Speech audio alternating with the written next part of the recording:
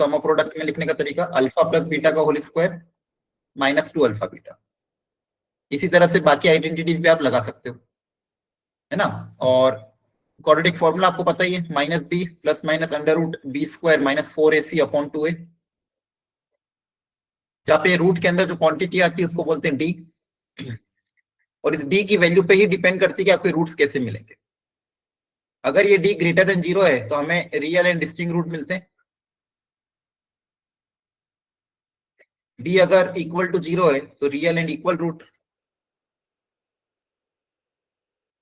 D अगर less than 0 है तो नो रियल रूट और इमेजिनरी रूट्स।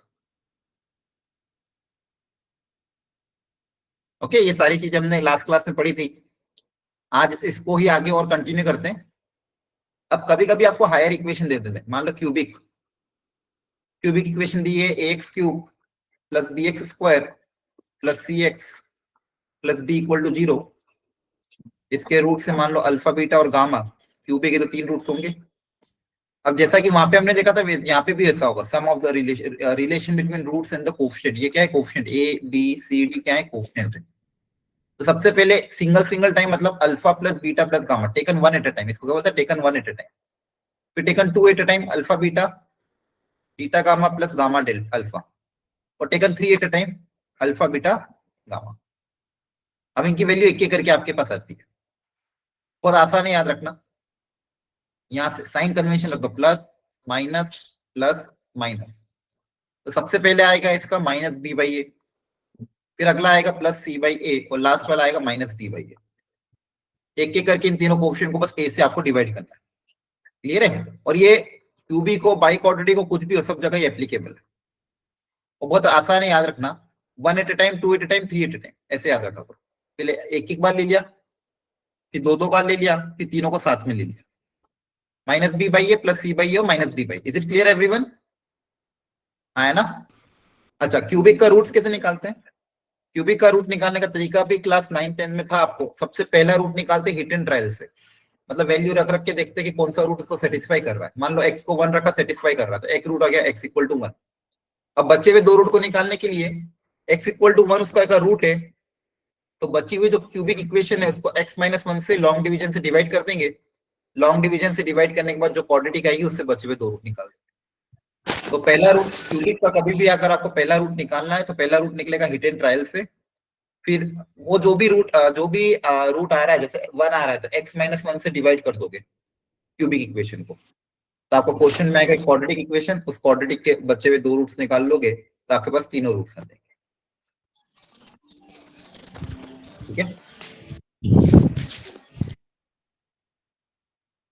एक तो ये आपको ध्यान रखना। इसी तरह से बाई क्वाड्रेटिक भी हो तो भी ऐसे ही, आगे हायर ऑर्डर के भी यही काम करता है। bx cube plus cx square, बस ये ध्यान रखना, इसमें ज्यादा डिटेल में आपको नहीं समझना है। Plus e equal to 0। अब बाई क्वाड्रेटिक है तो 4 रूट होंगे, अल्फा बीटा गामा डेल्टा। वापिस एक एक करके आप करोगे, taken 1 eight a time, 2 at a time, मैं यहाँ पे लिख देता समेशन अल्फा बीटा, बाकी भी आ जाएगा इसमें। ठीक है, taken 3 at a time alpha beta gamma, मतलब alpha beta gamma plus beta gamma delta and so on. Short में लिखा है taken all at a time alpha beta gamma delta. ठीक है, 2 एट अ टाइम मतलब alpha beta plus beta gamma plus gamma delta plus gamma alpha, ऐसे दो दो के सारे पेयर यहाँ पे आ जाएंगे समेशन। 3 एट अ टाइम मतलब तीन तीन के सारे पेयर। इसका भी वैसे ही साइन कन्वेंशन के साथ सोचना है, स्टार्टिंग प्लस माइनस प्लस। सबसे पहले आ जाएगा क्या? माइनस बी बाई ए, फिर प्लस सी बाई ए, फिर माइनस डी बाई ए, फिर प्लस ई बाई ए। तो एक एक करके ऐसे लिखना है, एक प्लस माइनस करके, तो ये सारी वैल्यू आ जाएगी। क्लियर है? ओके। जैसे यहाँ पे बोला क्या है, if this are the roots of the cubic equation find the equation. तो अगर रूट्स पता तो इक्वेशन निकालना कोई बड़ी बात नहीं है। अब डायरेक्टली ये फॉर्मूला अप्लाई कर दो। दो फैक्टर्स क्या होंगे? x minus 2, x minus 3, x minus 4 equal to 0। Simple. अगर रूट्स पता है तो इक्वेशन निकालने के लिए बस फैक्टराइज कर दो। क्लियर हो गया? ओके, चलो अब ये ट्राई करो। इस क्यूबिक के रूट्स हैं 2 और 3, तो p और q की वैल्यू क्या होगी? सोचो।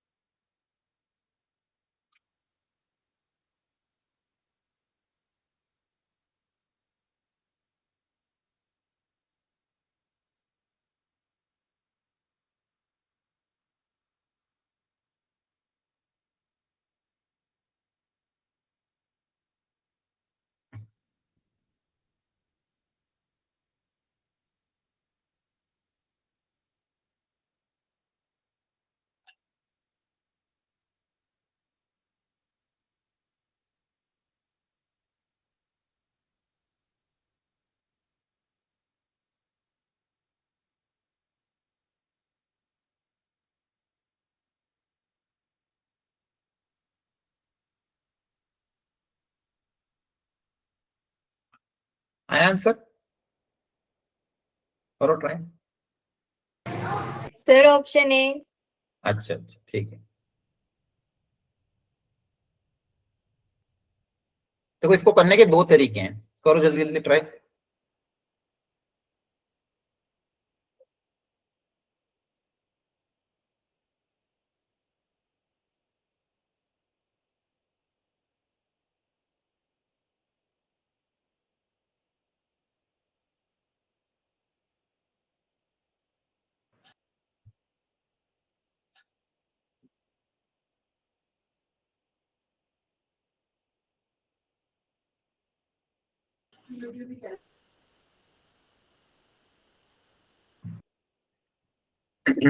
चलो देखो ध्यान से यहाँ पे, देखो इसको सॉल्व करने के दो तरीके, आपको पी और क्यू चाहिए, बोला 2 और 3 इसके रूट्स हैं। 2 और 3 अगर इसके रूट्स हैं तो इसको सेटिस्फाई करेंगे, है ना। तो अब इसमें x की जगह 2 रखोगे तो पी और क्यू में एक रिलेशन मिलेगा, y की जगह x की जगह 3 रखोगे तो दूसरा रिलेशन आएगा। दो इक्वेशन दो वेरिएबल सॉल्व करके पी और क्यू निकाल सकते हैं, है ना। x की जगह एक बार 2 रख दोगे, x की जगह एक बार 3 रख दोगे, पी और क्यू में दो रिलेशन आ जाएंगे। एक मेथड वो। तीसरा मेथड, दूसरा मेथड क्या है कि अपन तीसरे रूट को कुछ मान लेते हैं, let third root be gamma. अब देखो आपको पी सम ये वाला अननोन है, ये भी अननोन है, आपको सिर्फ ये वाला गिवन है। साइन कन्वेंशन क्या होता है, प्लस माइनस। तो सम टेकन 2 एट अ टाइम, तो 2 3 और गामा ये रूट है, तो देखो 2 एट अ टाइम में क्या होगा, 2 into 3 plus 3 into gamma plus 2 into gamma equal to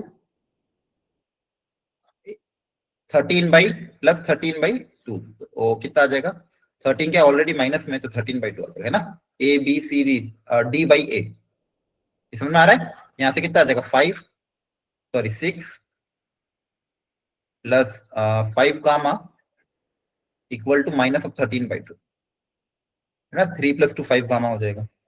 यहाँ से हो जाएगा 5 into gamma equal to -13/2 -6। LCM लोगे तो आएगा -25/2। तो 5 गामा इक्वल टू 25/2, तो गामा कितना आ जाएगा, -5/2। तो तीसरा रूट क्या आ जाएगा, -5/2। अब आप तो डायरेक्ट निकाल सकते हो। बोलते 15 मिनट में मैं ही चल जाता। माइक ऑफ करो, दिव्यांश ठाकुर। देखो माइक का ध्यान रखा करो, अदरवाइज मैं रिमूव कर दूंगा पूरा। कोशिश क्लास डिस्टर्ब नहीं होनी चाहिए। अब देखो एक रूट आपने अब sum of the root product of the root लगा सकते हो, तो सम ऑफ द रूट कितना हो जाएगा, -b/a। तो 2 + 3 + गामा इक्वल टू -b/a, मतलब -p/2। यहाँ से गामा p आ जाएगा, यहाँ से क्या आ जाएगा, p। ये जगह 12 12 - 5 7 कितना आएगा, देखो एक बार कैलकुलेशन देखना। अच्छा यहाँ पे प्लस मैंने गलती कर दी,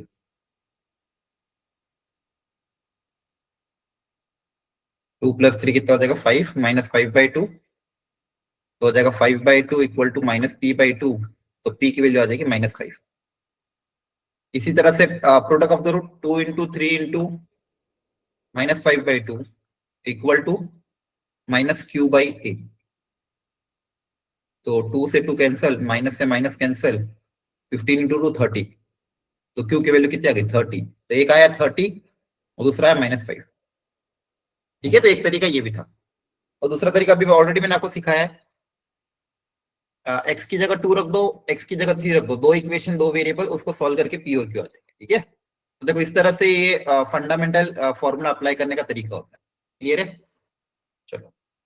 सर इसी इसको तरह से अलग बाकी अलग, रूट्स के लिए हाँ, क्या हुआ, जो x की वैल्यू रखनी है, एक बार 2 और एक बार 3, हाँ हाँ वो अलग अलग जैसे रखनी पड़ेगी।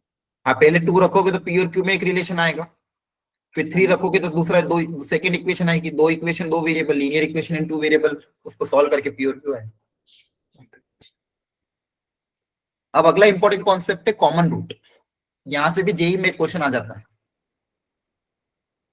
ठीक है, तो अब कॉमन रूट्स का मतलब क्या होता है, कि आपको दो क्वाड्रेटिक इक्वेशन देंगे।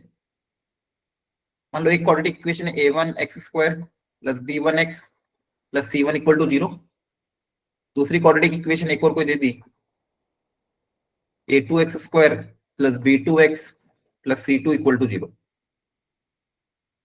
अब इन दोनों क्वाड्रेटिक इक्वेशन के या तो दोनों के दोनों रूट्स कॉमन होंगे या एक रूट कॉमन है ना, हो सकता है दोनों में से कोई एक रूट कॉमन हो। मान लो alpha is the common root, ठीक है, वो बचे हुए दो रूट मान लो कुछ और होंगे, ये डेल्टा हो गया, मान लो ये बीटा हो गया, ठीक है। तो यहाँ पे क्या है, वन रूट कॉमन, यहाँ पे क्या है, वन रूट कॉमन। और दूसरा क्या हो सकता है कि दोनों के दोनों रूट कॉमन है, मान लो इसका रूट भी अल्फा बीटा, इसका रूट भी अल्फा बीटा। तो कॉमन रूट का मतलब क्या है कि दो अलग अलग इक्वेशन के या तो कोई एक रूट कॉमन होगा या तो वन रूट कॉमन या बोथ रूट्स कॉमन। अब इन दोनों में क्या कंडीशंस होगी वो हमको डेवलप करनी, मतलब क्वाड्रेटिक इक्वेशन में अगर बोले कि एक रूट कॉमन है तो क्वेश्चन को कैसे सॉल्व करना है ये सीखना है, या फिर क्वेश्चन में अगर बोले कि both the roots are common तो फिर कैसे सॉल्व करना है ये सीखना है। ये दोनों चीजें हमको देखनी पड़ेगी, ठीक है। अब इसको मैं सॉल्व करके दिखाता हूँ, देखो। Find the value of m for which the equation has a common root. अब देखो पहली वेराइटी आती है,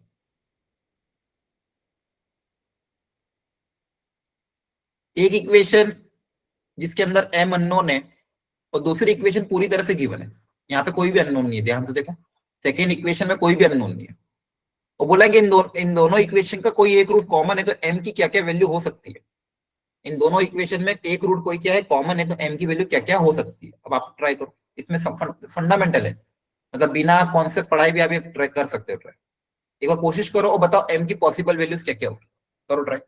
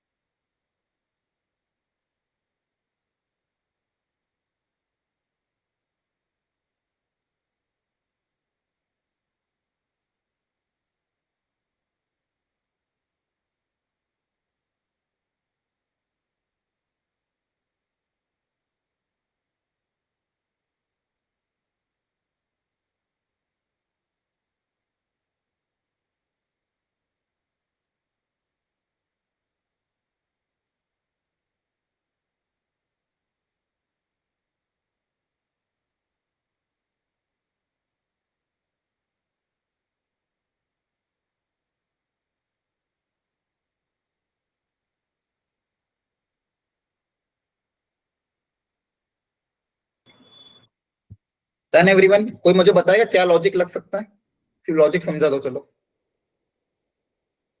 क्या कर सकते हैं, टफ नहीं है, आप खुद से लॉजिक सोच सकते हो, बताओ। क्वेश्चन में ऑलरेडी बोला है कि इन दोनों इक्वेशन का एक रूट कॉमन है, तो क्या करोगे। सर फिर वो एक रूट जैसे अल्फा है तो इन दोनों इक्वेशन को सेटिस्फाई करेगा, और हम सर उसके थ्रू किसी एक इक्वेशन से अल्फा की वैल्यू निकाल देंगे और उसमें पुट करके m की वैल्यू निकालेंगे शायद। नहीं ये कर सकते हो, लेकिन इससे आसान तरीका है, थोड़ा ध्यान से देखो। वो दूसरे क्वेश्चन में करेंगे जब दोनों में अननोन। यहाँ पे सेकंड हाँ बोलो। इक्वेशन से ही रूट्स निकालेंगे, फिर उसको पहले में करेंगे। वेरी गुड, हाँ ये कर सकते हो। देखो ये वाली इक्वेशन में कोई अननोन थोड़ी है, इसके रूट्स तो आसानी से निकल जाएंगे ना। यहाँ पे आपको अल्फा कुछ मानने की जरूरत नहीं है, इस क्वेश्चन में मानने की जरूरत नहीं है, क्योंकि यहाँ पे सेकंड इक्वेशन में कुछ भी अननोन नहीं है, तो यहाँ से इसके रूट्स निकल सकते हैं, है ना, बोलो। Yes sir. यस इसके रूट्स क्या हो जाएंगे, 2x square plus 4x minus x minus 2 equal to 0, 2x common, x plus 2 minus 1 into x plus 2 equal to 0, तो दो roots x plus 2 2x minus 1 equal to 0, तो x इक्वल टू कितना आ जाएगा -2, 1/2। तो इसके रूट्स है -2, 1। अब दोनों में से कोई एक रूट कॉमन होगा, मुझे नहीं पता कौन कॉमन होगा, तो अपन बस ये कंडीशन मान लेते हैं, let x equal to -2 be a common root. तो अगर x इक्वल टू -2 इसका कॉमन रूट है तो इसको इसमें रख दें, हाँ है ना, बोलो सर समझ में आ रहा है आपको? हाँ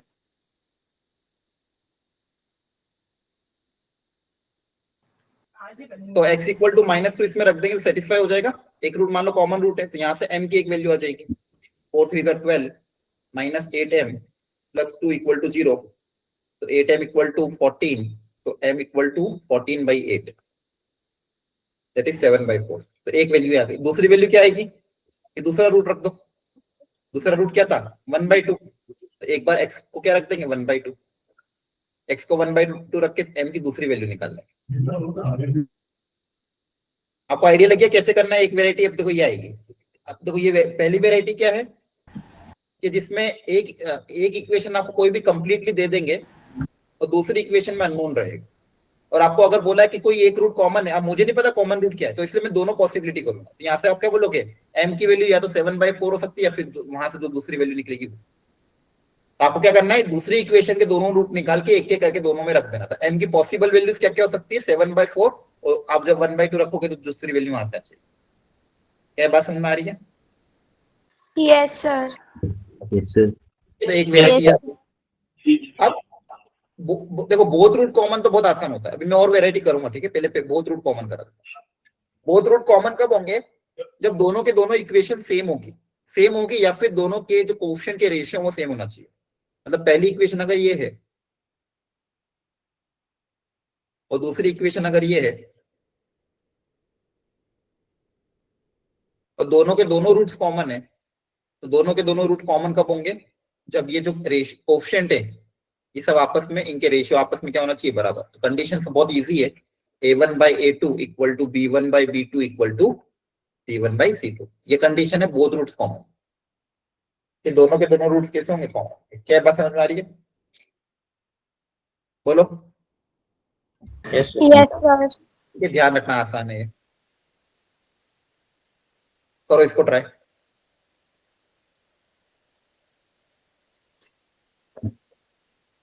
पहले इक्वेशन को स्टैंडर्ड फॉर्मेट में लिखना, फिर करना। मैं इक्वेशन को लिख रहा हूं, आप ट्राई करो तब तक। पहली इक्वेशन ये है, दूसरी इक्वेशन में मैं लिख देता हूं।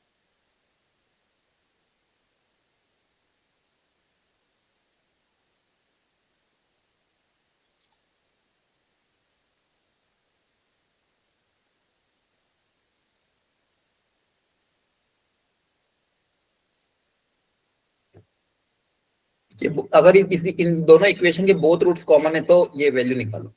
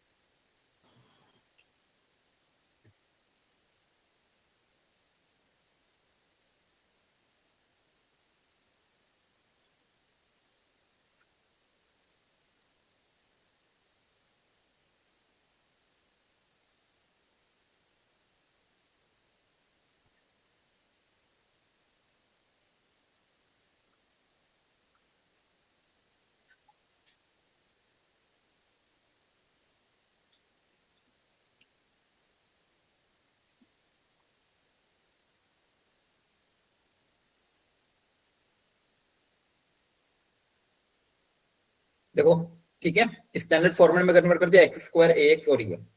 अब दोनों रूट्स कॉमन है तो रेशियो इक्वेट कर देते हैं। एक्स स्क्वायर का रेशियो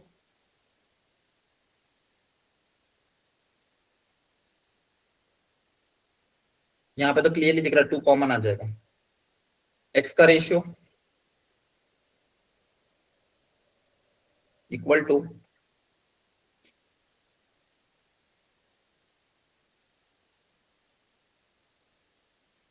ठीक है। अब देखो यहां से नीचे से 2 कॉमन लोगे,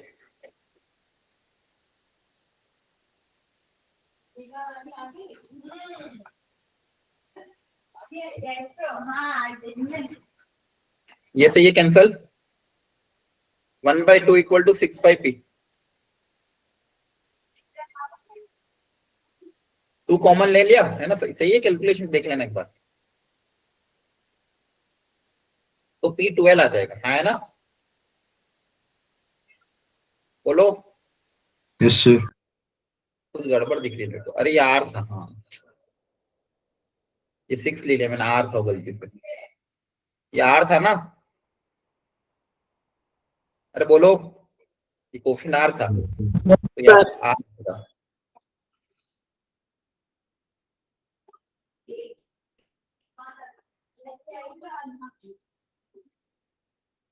तो r/p इक्वल टू 1/2 आएगा, है ना? बोलो। Yes sir. पूछा क्या था अपन को? हाँ, क्रॉस मल्टीप्लाई कर दो तो 2r इक्वल टू p, तो 2r minus p equal to कितना आ गया? 0 हो गया सॉल्व।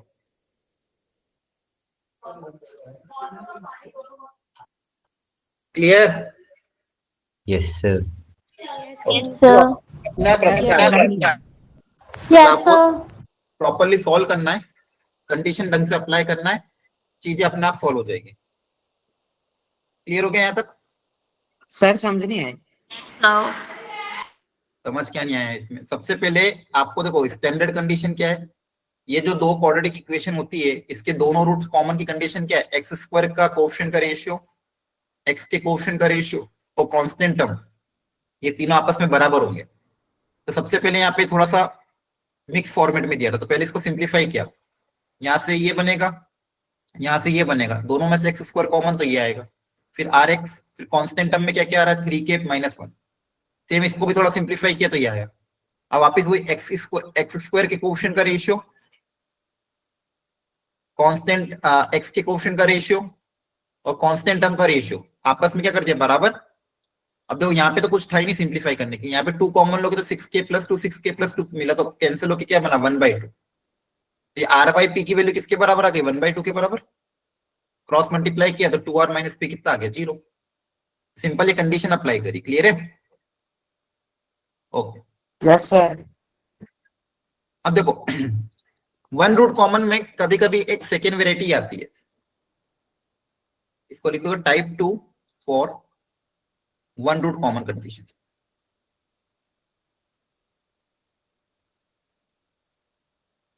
अब यहाँ पे बोला है कि इन दोनों इक्वेशन का एक रूट कॉमन है, तो ए की वैल्यू बताओ। अब यहाँ पे आप क्या करोगे? अब देखो दोनों में ए अननोन है, तो आपको इक्वेशन पता नहीं है। पहली इक्वेशन क्या है? ये जो गिवन है, और दूसरी इक्वेशन भी गिवन है ए के टर्म्स में, तो दोनों इक्वेशन में अननोन है, तो आपको पता नहीं है कि रूट्स कॉमन क्या है। तो आपको ऐसे केस में एक ही बहुत अच्छा सबसे बेस्ट तरीका यही जो मैं बता रहा हूँ। सबसे पहले क्या मान लो? Let alpha be the common root. क्या मान लो कि let alpha be the common root of both equation.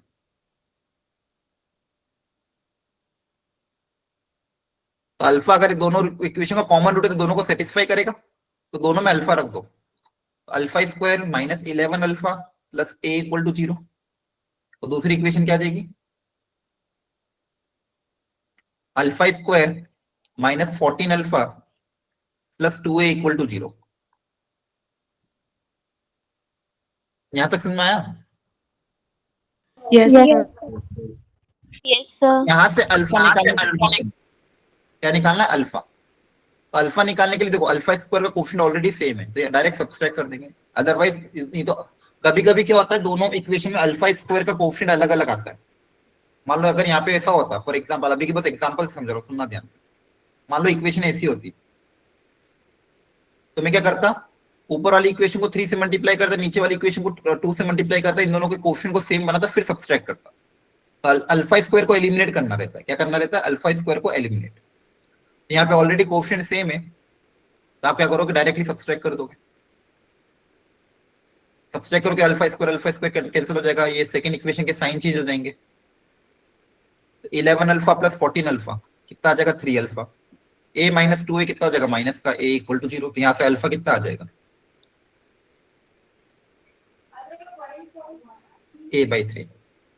Alpha की वैल्यू क्या आ जाएगी? a/3। यहाँ तक समझ में आया? सबसे पहले अपन ने क्या बोला? लेट अल्फा भी तो कॉमन रूट। तो अल्फा अगर कॉमन रूट है, दोनों इक्वेशन का कॉमन रूट अल्फा है, तो दोनों को सेटिस्फाई करेगा। अल्फा रख दिया दोनों में, अल्फा स्क्वायर को एलिमिनेट करके अल्फा निकाल लिया। अल्फा स्क्वायर को एलिमिनेट करके क्या निकाल लिया? अल्फा। तो मैं यहाँ पे लिख भी देता हूँ। Step 1, put alpha in both equation, या फिर अज्यूम लेट अल्फा भी तो कॉमन रूट। सबसे पहले अल्फा कॉमन रूट अज्यूम करिए।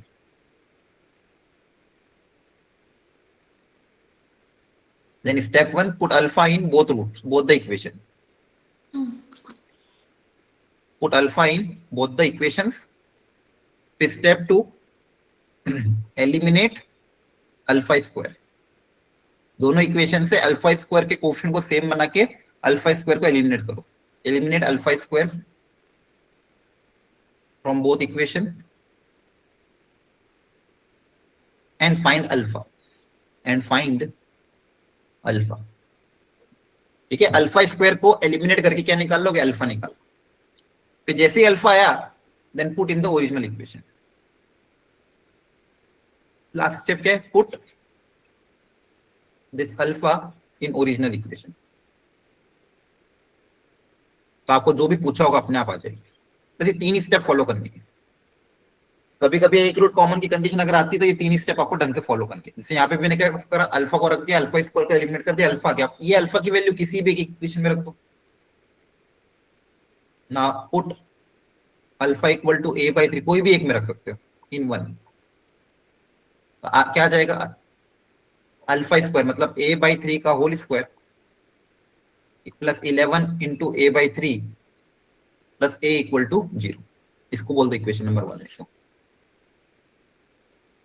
ठीक है, इक्वेशन नंबर 1 में आपने क्या कर दिया? अल्फा रख दिया। अब पूरी इक्वेशन a में आ चुकी है। अब यहां से आसानी से a निकल जाएगा। तो क्या हो जाएगा? a²/9 minus 11 a/3 plus a equal to 0। a common आ जाएगा, सॉल्व करके a निकल जाएगा। a की 2 वैल्यू आएगी, कहने का मतलब ये। ठीक है, तो यहाँ ये एक तरीका है दूसरा सॉल्व करने का। तो इसको बस ध्यान रखना है, दोनों तरीके जो दोनों मैंने वेराइटी करी है आपको ध्यान रखनी है। यहाँ से क्या आ जाएगा? कैलकुलेशन आप कर लेना। आप एलसीएम आ जाएगा माइनस 11 प्लस 3 कितना हो जाएगा? 8। 3 भी 0 में चल जाएगा, 3 से मल्टीप्लाई 3 से डिवाइड कर दो, एलसीएम 9 आ जाएगा। तो फाइनल इक्वेशन में क्या बनेगा आपके पास? a² minus 24 a equal to 0। तो a के 2 फैक्टर आ जाएंगे, a इक्वल टू 0, 24। क्लियर है? तो ध्यान रखना इस क्वेश्चन की, वापस से एक बार घर पे प्रैक्टिस करना। ये हो जाएगा। अब देखो, ये बहुत अच्छा क्वेश्चन है, इसको लिखो सबको अपनी अपनी कॉपी में।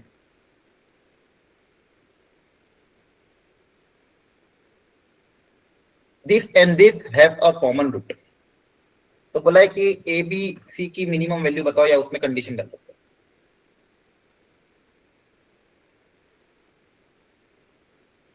ए B C belongs to natural number. A plus B plus C की मिनिमम वैल्यू क्या होगी? It's a very good question है ना, इसको ध्यान समझना। x² प्लस 3x प्लस 5, एक इक्वेशन ये गिवन है, और दूसरी इक्वेशन आपको अननोन के टर्म्स में गिवन है ax² plus bx plus c equal to 0।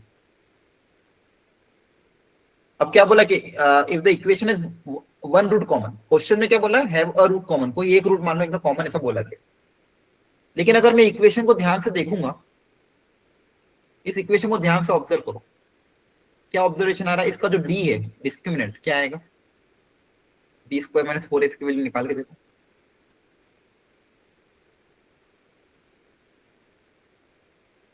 क्या डी नेगेटिव आ रहा है ना? बोलिए। डी नेगेटिव आ रहा है, इसका मतलब क्या बोलेगा? आप क्या क्या बताओगे इक्वेशन के बारे में? इसके रूट्स कैसे होंगे? हाँ, देखो यहाँ से क्या बोलोगे? सिंस डी इज नेगेटिव, बहुत अच्छे समझना, means roots are imaginary, real नहीं होंगे, है ना?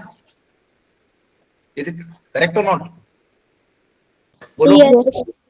और आपको थोड़ा बहुत फंडामेंटल अगर कॉम्प्लेक्स नंबर का पता होगा कि अगर रूट्स इमेजिनरी है तो अगर एक रूट होगा अल्फा प्लस आयोटा बीटा, तो दूसरा रूट क्या होगा? Alpha minus iota beta, conjugate.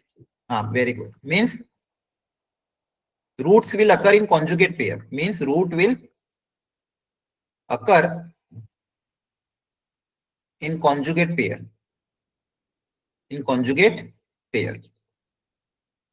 अब देखो ये बहुत बड़ी लाइन होगी कि जो रूट्स होंगे कॉन्जुगेट पेयर में अकर करेंगे। अब देखो समझना चाहिए, मान लो इसका एक रूट है आपका अल्फा प्लस आयोटा बीटा, तो दूसरा कंपलसरी क्या होगा? Alpha minus iota beta. एक प्लस में होगा, दूसरा माइनस में रखना ही पड़ेगा।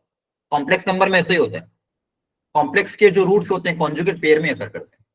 अब क्वेश्चन में एक चीज और बताई गई थी, क्या कि ये दोनों का एक रूट कॉमन है। अगर मान लो कोई एक रूट इसमें से कॉमन है, मान लो alpha plus iota beta common है,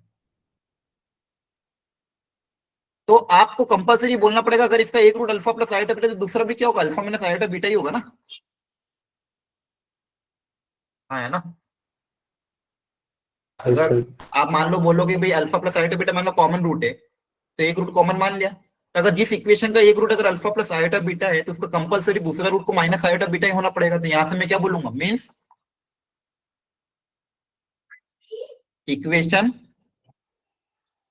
equation will have both root common, equation will have both roots common. एक रूट कॉमन नहीं होगा, क्या होंगे? दोनों के दोनों रूट कॉमन होंगे। तो ऐसा क्वेश्चन आपको आएंगे, क्वेश्चन में बोलेंगे एक, लेकिन आप जो क्वेश्चन की कंडीशंस देखोगे तो वहां से आप क्या इंटरप्रिटेशन लगाओगे कि एक नहीं दो रूट कॉमन, एक नहीं दो रूट कॉमन। तो ये ऐसा क्वेश्चन ही स्टैंडर्ड है। ऐसा कब होगा? जब किसी क्वाड्रेटिक के रूट्स या तो डी नेगेटिव होगा, या फिर रूट्स कैसे होंगे? इर्रेशनल। इर्रेशनल मतलब अगर एक रूट है 2 प्लस रूट 3, तो दूसरा वाला भी क्या होगा? 2 माइनस रूट 3। ये दो केसेस है। तो किसी अगर क्वाड्रेटिक के रूट्स कॉन्जुगेट पेयर में अकर कर रहे तो उसका एक रूट कॉमन नहीं हो सकता, उसके दोनों के दोनों रूट क्या होंगे? कॉमन होंगे। आपको ये बात अब ध्यान रखनी पड़ेगी, ध्यान रख लोगे, है ना?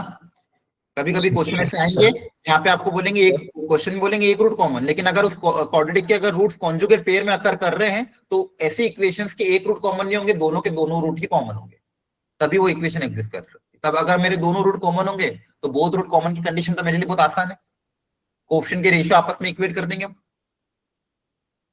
a/1 equal to b/3 equal to c/5, ये सब आपस में क्या होंगे? बराबर, इक्वल टू मान लो k।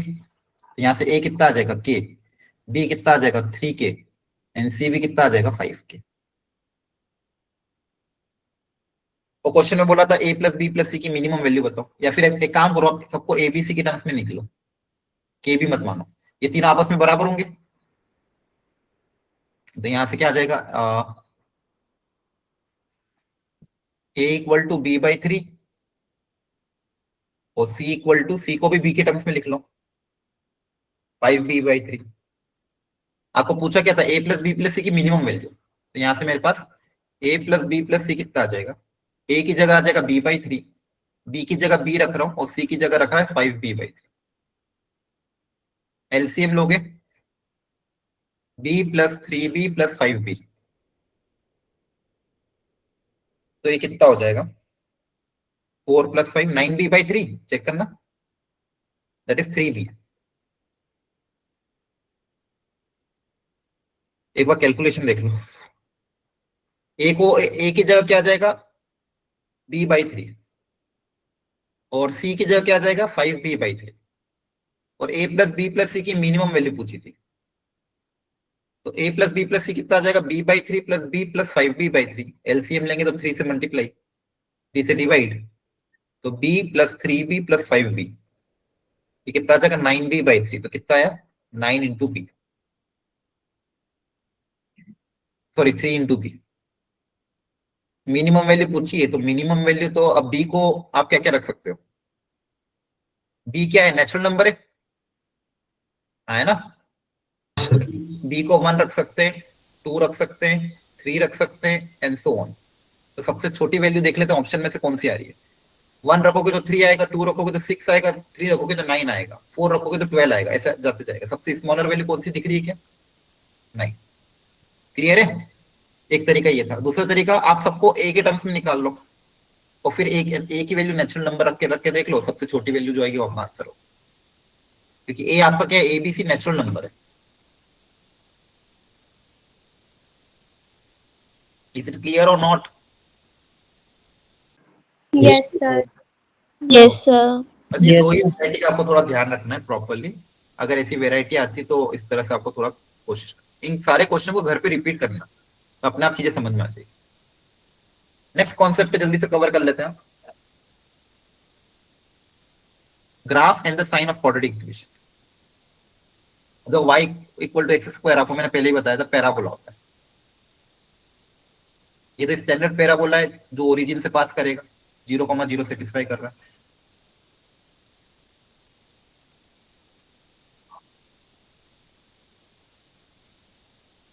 ठीक है, ये इक्वेशन होगी y equal to x square, simple graph. अब जैसे मान लो थोड़ा बहुत शिफ्टिंग वगैरह पूछ ले, एक्स स्क्वायर प्लस 1 कर दिया तो क्या हो जाएगा? पूरे फंक्शन को 1 यूनिट से बढ़ा दिया है, तो आपका जो ग्राफ है जो पहले ओरिजिन से जा रहा था 1 यूनिट ऊपर चला जाएगा। ये वो है, आपको मैंने सिखाया भी था आई थिंक, आप सॉरी आपकी वीडियो भी अपलोड किया, ग्राफिकल ट्रांसमिशन। एक्स स्क्वायर -1 हो जाता है, थोड़ा नीचे से चला जाएगा। ठीक है, सिंपल है। एक्स प्लस 1 का होल स्क्वायर है, तो अगर x में +1 कर रहे हो तो इसके रूट्स क्या हो जाएंगे? परफेक्ट स्क्वायर है, बोथ रूट्स इक्वल रूट्स होंगे, d इसका 0 है, इक्वल रूट होंगे, दोनों के दोनों रूट्स क्या है? -1 है, तो -1 को टच करके जाएगा। और यहाँ पे x + 1 का होल स्क्वायर, इसके भी क्या है? इक्वल रूट्स, और दोनों के दोनों रूट्स क्या है? 1, तो 1 को टच करके जाएगा। बोथ रूट्स क्या है? इक्वल, तो x एक्सिस को कहाँ पे कट करेगा? 1 पे। बस इसी तरह से बाकी ग्राफ भी आप बना सकते हो। ठीक है, जो मेन है स्टैंडर्ड ग्राफ, अगर जनरल क्वाड्रेटिक इक्वेशन लिखेंगे y equal to ax² plus bx plus c। अब यहाँ पे जो ग्राफ है वो डिपेंड करेगा दो चीज पे। सबसे पहले a पे, a अगर पॉजिटिव है तो ग्राफ होगा अपवर्ड पैराबोला। ग्राफ का पैराबोला क्या होगा? Upward parabola. और a अगर नेगेटिव है, a अगर नेगेटिव है, ए कोफिशिएंट, ए मतलब एक्स स्क्वायर कोफिशिएंट, तो ग्राफ का जो शेप होगा वो downward parabola, parabola downward side होगा। एक तो ये दो चीज ध्यान रखनी। इसके अलावा जो इंपॉर्टेंट चीज ध्यान रखनी वो है डी। डी के बारे में ऑलरेडी आपको मैंने बता रखा है। डी अगर आपका 0 के बराबर है तो मतलब इक्वल रूट्स हैं, इक्वल रूट्स हैं तो ग्राफ को एक्स एक्सिस को टच करके जाएगा, touch the x axis. X axis को क्या करेगा? टच करेगा, जो भी इक्वल रूट है। ग्रेटर देन 0 है तो दो डिस्टिंक्ट रूट है, दो क्या है? डिस्टिंक्ट रूट्स हैं, तो क्या होगा? Intersect the x axis.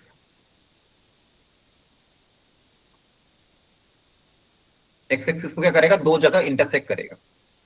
कोई भी दो जगह क्या कर सकता है? इंटरसेक्ट, या फिर इक्वल रूट है तो टच करके जाएगा।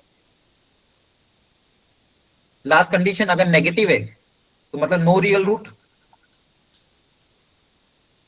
मतलब एक्स को इंटरसेक्ट नहीं करेगा, will not intersect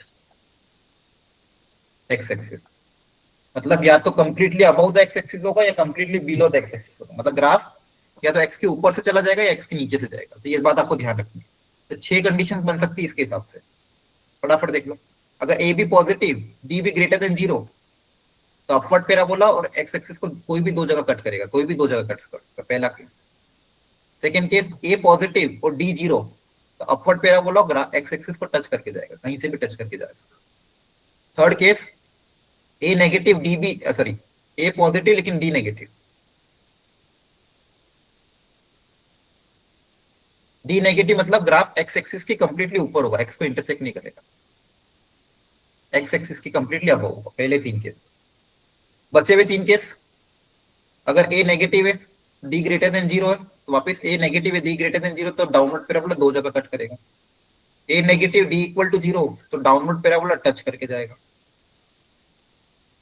A negative D भी नेगेटिव, तो डाउनवर्ड पैराबोला और एक्स को इंटरसेक्ट नहीं करेगा, तो पूरा नीचे से निकलता है। तो 6 पॉसिबिलिटी हो सकती है ए और डी की वैल्यू पे डिपेंड करते हुए। सबको लॉजिक समझ में आ रहा होगा, हाँ है ना? ठीक है सर। अब इन 6 कंडीशन में 2 कंडीशन कुछ स्पेशल है, आखिरी 2 वो बहुत अच्छी है, ये वाली। अगर ग्राफ मेरा completely about the x axis होगा, इस ग्राफ के लिए मैं क्या क्या चीजें बोल सकता हूँ? ये मान लो कोई क्वाड्रेटिक इक्वेशन है, ये एक्स एक्सिस ये वाई एक्सिस, और graph completely about the x axis है, इसका मतलब क्या बोलोगे? यहाँ से क्या इंटरप्रिटेशन आएगा? वेरी इंपॉर्टेंट इंटरप्रिटेशन क्या? Here no solution. नहीं, नो सॉल्यूशन तो आएगा ही सही, वो तो पता है हमको। एक और इंपॉर्टेंट चीज क्या है? ये जो y है ऑलवेज गेट पॉजिटिव, मतलब y इज ऑलवेज पॉजिटिव। बोल सकता हूं मैं y की वैल्यू हमेशा पॉजिटिव आएगी, मतलब ये जो क्वाड्रेटिक इक्वेशन है ये कैसी होगी? Always greater than 0। ये आपको ध्यान रखना है, इंपॉर्टेंट ज्यादा ध्यान रखना है। जब भी आपको ये कंडीशन दे कि quadratic equation always greater than 0, तो आप इसकी कंडीशन क्या बोलोगे? ये कब आएगा? जब ये वाला ग्राफ होगा। और इस ग्राफ की कंडीशन क्या थी? देखो ध्यान से, इस ग्राफ की कंडीशन क्या थी? A greater than 0, D less than 0। तो कभी भी अगर आपको ये इक्वेशन मिले, ये बहुत इंपॉर्टेंट है, 12th में लगभग हाईली यूज होगी। इस चीज को अपने इंडेक्स में लिख लेना। कोई भी क्वाड्रेटिक इक्वेशन ऑलवेज पॉजिटिव है, इसकी कंडीशन क्या आएगी? A greater than 0, D less than 0। ये 2 कंडीशन आपको याद रखनी है, ए पॉजिटिव डी नेगेटिव। ये कंडीशन ज्यादा इंपॉर्टेंट है। कोई भी क्वाड्रेटिक इक्वेशन ऑलवेज पॉजिटिव है, मतलब इसकी कंडीशन क्या आई? A greater than 0, D less than 0, है ना? कोई भी क्वाड्रेटिक इक्वेशन ऑलवेज पॉजिटिव कब होगी? मतलब वो एक्स एक्सिस की कंप्लीटली अबव हो, उसका वाई हमेशा पॉजिटिव हो। कोई भी ग्राफ अगर एक्स एक्सिस के ऊपर होता है, इसका वाई पॉजिटिव होता है। वाई पॉजिटिव मतलब कंडीशन क्या? A greater than 0, D less than 0। Is it clear? Yes और no? Sir. Yes, sir. Yes sir. Yes, sir. दिमाग आप लेना इसलिए। और इसी कंडीशन का सेकंड पार्ट कि अगर मैं आपको ये बोलता हूं, अब बताओ आप लॉजिकली कि कोई भी क्वाड्रेटिक इक्वेशन ऑलवेज नेगेटिव कब होगा? इसकी कंडीशन क्या होगी?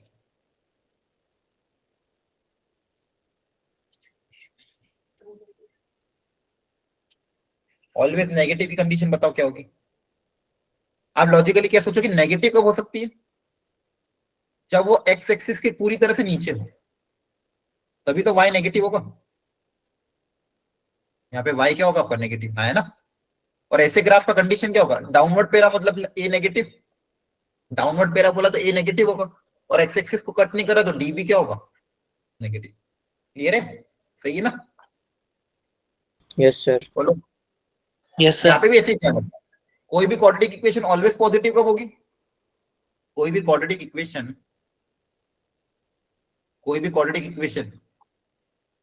बताओ ऑलवेज पॉजिटिव कब होगी? जब वो एक्स एक्सिस के ऊपर हो।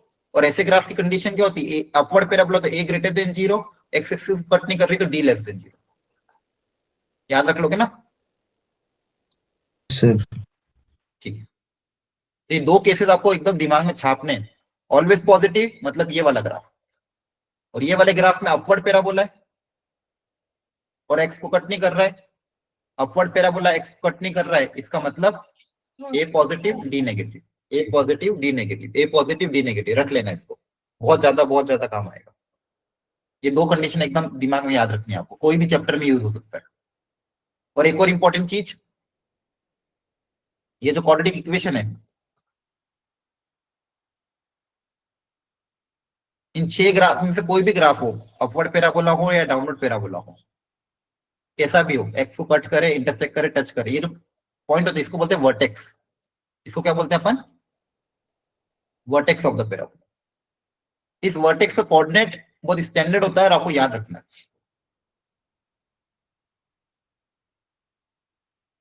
इस वर्टेक्स का एक्स कोऑर्डिनेट होता है -b/2a और y coordinate minus d upon 4 है, दोनों ही केस में। यहाँ पे भी x coordinate minus b upon 2a और y coordinate minus d upon 4 है। क्लियर हो गया? बोलिए। Yes sir. ओके, तो ये कुछ चीजें हैं जो आपको एकदम दिमाग में रखनी है। वर्टेक्स बहुत ज्यादा काम की है, ठीक है, वेरी इंपॉर्टेंट। तो वर्टेक्स के कोऑर्डिनेट अच्छे से याद रखना। क्लियर है? यहां तक समझ में आ गया सबको? Yes, sir. Yes, sir. चलो, अब इस पे हम क्वेश्चन आज तो नहीं कर पाएंगे, टाइम होने वाला है। तो मैं आपको यहां तक जितना मैंने पढ़ाया है ना आज आपको, ये सब अच्छे से रिवाइज करके आना। और मॉड्यूल भी मैं अभी शेयर कर दूंगा आपको ग्रुप में, क्वाड्रेटिक इक्वेशन की, ठीक है, नोट्स के साथ ही। तो जितना मैंने पढ़ाया है आज की क्लास में, प्रीवियस क्लास में, उसको अच्छे से रिवाइज करना। नोट्स भी मैं आपके रिसोर्स शीट पे अभी हाथों हाथ ही अपडेट कर रहा हूँ, और मॉड्यूल आपके ग्रुप में शेयर कर रहा हूँ। तो आप मॉड्यूल स्टार्ट कर सकते हो सॉल्व करना। क्लियर है? देखो, एक चीज हमेशा ध्यान रखना, इधर उधर ज्यादा रिसोर्सेज मत भटकना कि ये बुक भी कर ले, वो बुक भी कर ले। मॉड्यूल, जिस बच्चे ने मॉड्यूल कर ली उस मोर देन सफिशिएंट है। मॉड्यूल अगर कर लिया, आपका मेन से एडवांस दोनों अच्छी रैंक में निकल जाएगा। लेकिन बस एक ही रिसोर्स को अच्छे से फॉलो करो। अगर आपको ये टॉपिक टफ लगता है, फिर भी अगर आपको मेंस में अच्छा स्कोर करना है, तो भी आप कर सकते हो। इसके सिर्फ इजी लेवल के क्वेश्चंस कर लो। जितने भी इजी लेवल क्वेश्चन है मॉड्यूल में, और जितने भी इजी लेवल पीवाईक्यू हैं, सिर्फ उतना अटेम्प्ट कर लो, तो भी आपका काम हो जाएगा। सही बता रहा हूँ, ठीक है? पीवाईक्यू भी जब भी करने बैठो, पहला टारगेट ये रखना कि जितने भी पीवाईक्यू पिछले 2 साल के कर रहे हो या 3 साल के आप करना चाहते हो, सिर्फ इजी लेवल को पहला करो। सारे जितने भी इजी लेवल पीवाईक्यू उसको बहुत अच्छे से कर लो, फिर आगे मीडियम लेवल पे जाना, और हार्ड लेवल छोड़ सकते हो। ठीक है, इस बात का आपको ध्यान रखना। क्लियर होगी बात? Yes, sir. Yes, sir. ठीक है, तो बस इसके अलावा और कोई बुक आपको रेफर नहीं करनी है। मॉड्यूल और पीवाईक्यू इतना करोगे, और तीसरी बुक रेफर करने का तो सिलेक्शन नहीं होगा, क्योंकि आपके पास सब्जेक्ट को करने का समय ही नहीं है कि तीसरी बुक आप रेफर करो। सिर्फ मॉड्यूल को रेफर करो, पीवाईक्यू करो पिछले 2 साल के। ठीक है, चलो, ओके, थैंक यू।